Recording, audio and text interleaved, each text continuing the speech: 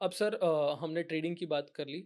अब बात करते हैं आईपीओज़ की, क्योंकि मैं जो आपको देखता आ रहा हूँ, काफ़ी सालों से देखता आ रहा हूँ और मैं आईपीओ इनसाइट्स के लिए देखता था। अप्लाई करने से पहले आपकी वीडियो ज़रूर देख लेता था।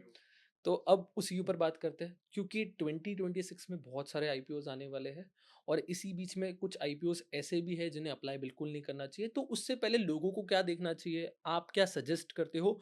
और कौन-सी ऐसी इनसाइट्स है जो हमें हमसे आप शेयर कर पाओ, वो बता दीजिए? 5 पॉइंट में समझाता हूँ। जब मैं आईपीओ का आरएचपी, डीआरएचपी पढ़ने बैठता हुँ, हूँ, तो जो मेरा सेटअप बनता है, 2-2 पेज के मैं नोट्स बनाता हूँ, फिर उसको समरी बनाता हूँ, इसलिए मेरी वीडियोज़ थोड़ी बड़ी बनती हैं। पहला, क्या ये सेक्टर 5 साल बाद भी टिकेगा या नहीं टिकेगा? सेक्टर ही ऐसा है, जो है ही निकम्मा। 2 साल, 2.5 साल टिकेगा, उसके बाद नहीं, कोई नहीं पूछने वाला, पड़ा हुआ है साइड में, कोई नहीं पूछने वाला। एक बढ़िया सा एग्ज़ाम्पल देता हूँ। 2020 से 21 की बात है, मोस्ट प्रोबेबली 21 की बात है। एक कंपनी थी एजीएस ट्रांज़ेक्ट, आईपीओ आया। काम क्या था उसका? वो एटीएम भरती थी। एटीएम भरती थी। बैंक खुद तो भरेंगे नहीं, वो तो बोल देंगे भैया एटीएम खाली हो गया, चला जा भरने चला जा, राइट? तो वो उसमें से कुछ कमीशन वगैरह रख लेते थे। हाँ। जब गवर्नमेंट ही कैश कम कर रही है, हुँ, हुँ। गवर्नमेंट कह रही है भैया यूपीआई करो, हर दुकान पे क्यूआर कोड है, भाई ऑनलाइन करो, डिजिटल हुँ, करो, हुँ। तो एजीएस का काम कितना रह जाएगा? कम हो जाएगा काफ़ी। 200 रुपए का शेयर ₹1.5 पे आ चुका है। ठीक। अब पहला आपको चेक करना है सेक्टर। फार्मा चलेगा, मेटल चलेगा, लोग घर बनवाएंगे ही बनवाएंगे, इस टाइप के सेक्टर है। एपीआई सेक्टर चलेगा, राइट, जिन पे फॉर्मूलाज वगैरह हैं। तो इस टाइप के सेक्टर, पहला तो सेक्टर ड्रॉप डाउन हो गया आपका, सोलर, रिन्यूएबल। दूसरा, ओएफएस ज्यादा है या फ्रेश इशू ज्यादा है? अगर फ्रेश इशू ज्यादा है तो पैसा कंपनी के पास जा रहा है, ओएफएस जा रहा है तो पैसा कंपनी के पास तो जा नहीं रहा, वो प्रमोटर एग्जिट करके जा रहा है। नो डाउट 2 दिन, 4 दिन, 5 दिन ये चल भी जाएगा। जीएमपी चल रहा है, डिमांड आ गई, कंपनी ने खुद बाय करवा लिया। पीपी वाटर बॉल्स, जिन लोगों को आइडिया होगा, नहीं है तो आप गूगल पे जाओ, यूट्यूब पे जाओ, पीपी वाटर बॉल्स लिखो और बिहारी और बाय करो और बाय करो, वो हाल हो रहा है। तो फ्रेश इशू ओएफएस हो गया। हुँ, 70-30 का मैं अप्रोच रखता हूँ। अच्छा। 70 फ्रेश इशू है, बैलेंस्ड है। 30 हुँ, प्रमोटर लेके जा रहा है, भैया उसने भी कुछ कमाया ही होगा, इतने सालों में मेहनत करी है। हुँ, थर्ड, फाइनेंशियल्स, ओके। कि भैया कंपनी का माल बिक रहा है या नहीं बिक रहा। सेल्स, यार प्रैक्टिकली सोचो, आप और मैं बैठ के पॉडकास्ट कर रहे हैं क्योंकि हमारी ट्यूनिंग है। सिंपल सी बात। अगर आपके कस्टमर के साथ ही आपकी ट्यूनिंग नहीं है, वो वापस ही नहीं आ रहा, तो दो, एक बार माल बेच लिया, उसे चूना लगा दिया, दूसरी बार थोड़ी लगा पाओगे, तीसरी बार नहीं लगा पाओगे। सिंपल सी बात। तो इस चीज में कैच यही है कि आपकी सेल्स बढ़ रही है नहीं बढ़ रही है, प्रॉफिट में हो नहीं हो, पीयर कंपैरिजन के किस हिसाब से वैल्यूएशंस में लेकर आ रहे हो, क्या इन्वेस्टर के लिए टेबल पर कुछ छोड़ा है या सब खुद ही बटोर लिया आपने? आपने कहा भैया सब मैं रख रहा हूँ, भाड़ में निकलो, ओवर सब्सक्राइब तो हो ही जाएगा मेरा, 1x तो हो ही जाएगा, वरना मर्चेंट बैंकर्स तो बैठे ही हैं, कोई फायदा नहीं है।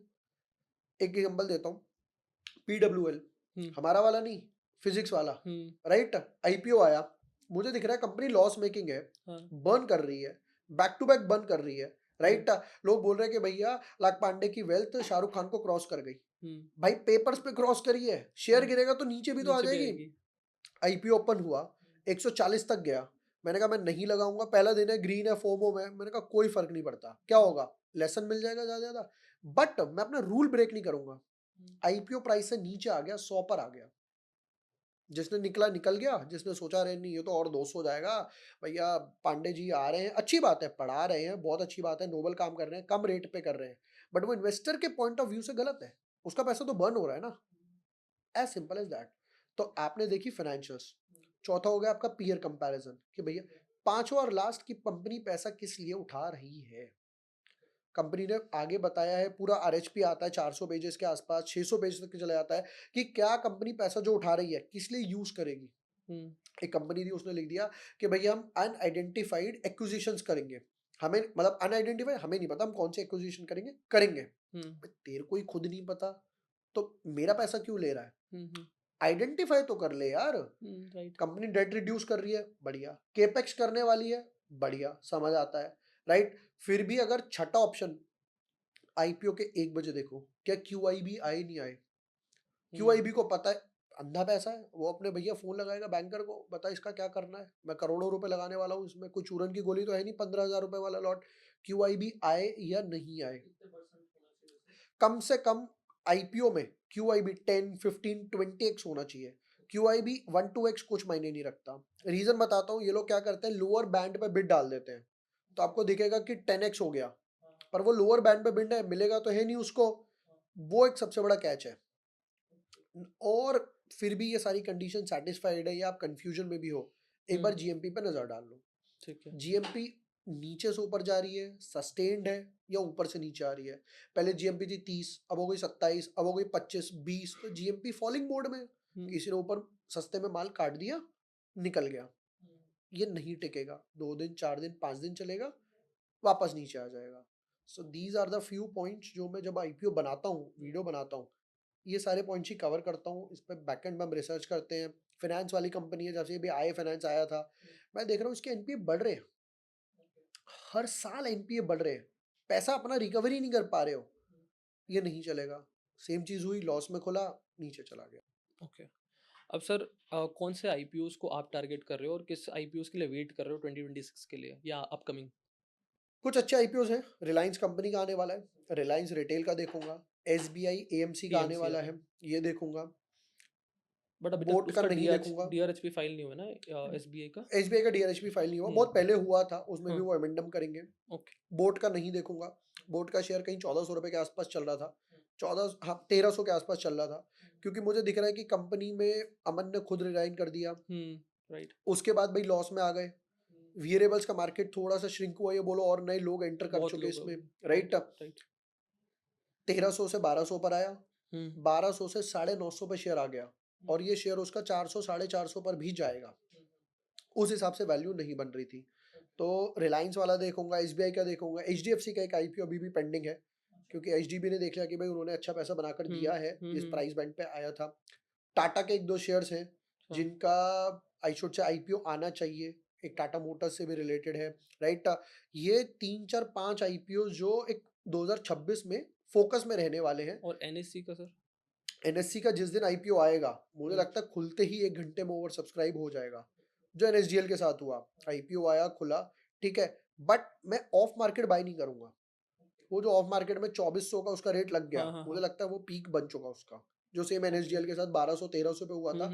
और वो प्राइस उसने एक बार दिखाया और फिर वो वहीं से नीचे पड़ा हुआ है। सेम चीज है 2400 2500 पे एनएससी, नो डाउट एनएससी के पास टर्नओवर है, अच्छा टर्नओवर है, एक्सपायरीज वगैरह भी है उसके पास। बट प्रॉब्लम पता है क्या है, 2400 पे ओवर वैल्यूड है।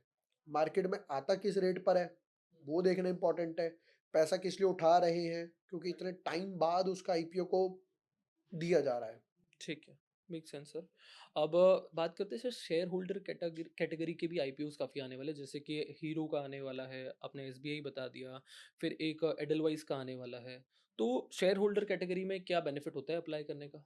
देखो, बेनिफिट सबसे बड़ा ये होता है, लिमिटेड तो रिस्क है। अब ईडलवीज का एक शेयर 120 रुपए पे चल रहा है, जीरो तो होने नहीं वाला, 8 10 15 20 रुपए नीचे चला जाएगा, बट उससे मुझे ना एक एक्स्ट्रा एप्लीकेशन मिल जाती है लगाने के लिए। आईसीआई का आया था, आईसीआई में मुझे रिटेल कैटेगरी में नहीं मिला, अच्छा। शेयर होल्डर कोटा कैटेगरी में मिल गया, 9 शेयर मिले, बट मिला कुछ ना कुछ। तो ईडलवीज का आने वाला है, एसबीआई का आने वाला है, हीरो का आने वाला है, कैनरा का आने वाला है, कोल इंडिया का आने वाला है। राइट, ये कुछ आईपीओ है, जैसे अभी बीसीसीएल वगैरह का आया था, क्या बढ़िया गेन्स वगैरह देकर गया। एनटीपीसी का आया था लास्ट ईयर, गेन्स वगैरह देकर, बजाज हाउसिंग फाइनेंस, एचडीबी। तो एक ही पैन कार्ड से, एक ही डीमैट से, एक ही यूपीआई से आप 2 एप्लीकेशन लगा सकते हो। पहले मैं जाऊंगा, रिटेल में कैटेगरी फिल कर दी मैंने, नंबर ऑफ लॉट्स लगा दिए, यूपीआईडी डाल दी, आ गया, मैंडेट अप्रूव कर दिया, 10 15 मिनट रुकूंगा, फिर दोबारा जाऊंगा ब्रोकिंग ऐप पर, कैटेगरी स्विच करूंगा। अब वहां पे एम्प्लॉय होगी, रिटेल होगी, एचएनआई होगी और एसएच होगी, शेयर होल्डर। अब मैं शेयर होल्डर करूंगा, उसमें नंबर ऑफ लॉट्स अपने डालूंगा, और it is advisable maximum number of lots उसमें फिल करो। 13 आ रहा है तो 13 डालो, 14 आ रहा है 14 डालो, जो मैक्सिमम लॉट्स है शेयर होल्डर कोटा में वो डालो, तब जाकर आपको एक आधा लॉट मिलेगा। अच्छा। मतलब ऐसा नहीं है कि मिलेगा ही मिलेगा, गारंटीड तो कुछ नहीं है मार्केट में, गारंटी तो नहीं होता। मतलब चांसेस बढ़ गए आपके, 1 लॉट वाला है या 14 लॉट वाला है तो 14 को प्रायोरिटी मिलेगी शेयर होल्डर कोटा में। ठीक। इसमें मिला तो बढ़िया, उसमें मिला तो बढ़िया, दोनों में मिला तो और बढ़िया, जो मुझे एचडीबी में हुआ था, थोड़ा उसमें मिला थोड़ा इसमें मिला, दोनों में नहीं मिला और आईपीओ आएगा। तो अब एसबीआई का एक शेयर है 1200 रुपए का है, रैली इतनी बढ़िया दे चुका, हीरो मोटोकॉर्प इतना रिकवर कर चुका, तो कोल इंडिया डिविडेंड वगैरह दिए जा रहा है, तो एक एक शेयर इन कंपनीज का आप बाय करके रख सकते हो।